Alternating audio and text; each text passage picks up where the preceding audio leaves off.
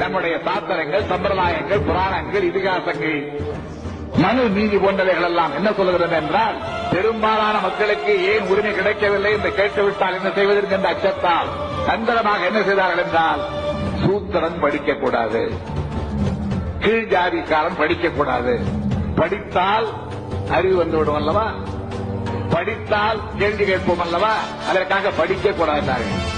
சும்மா படிக்கக்கூடாதால் கேட்போமா, அதற்காக படித்தால் பாவம் என்றார்கள். ரெண்டு பேருக்கு ஒரே வயசு தான் ஆறுது. இவனை படிக்க வச்சா என்னையா? இவனை படிக்க வச்சா யாரு வேலை செய்யறது? அவன் படிப்பான், இவன் தொடப்பான். இதுதான் அவங்க தளவுது.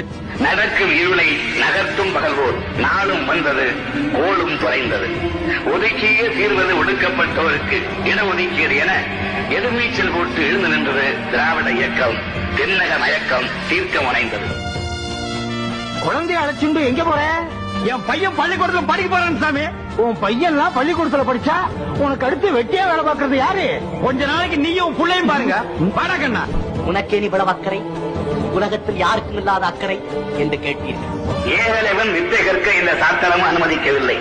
அவன் வில்லில் விஜயனையும் வெல்வான் என்று கட்டை விரலை காணிக்கையாக பெற்று தந்த நியாயம். கட்டை விரலோ தலையோ காணிக்கையாக இந்நாளில் எவனும் கேட்டால், கட்டை விரலோ தலையோ காணிக்கையாக இந்நாளில் எவனும் கேட்டால் பட்டை உரியும். கட்டை விரலோ தலையோ காணிக்கையாக இந்நாளில் எவனும் கேட்டால் பட்டை உரியும். சுடுகாட்டில் அவன் கட்டை வேறும்.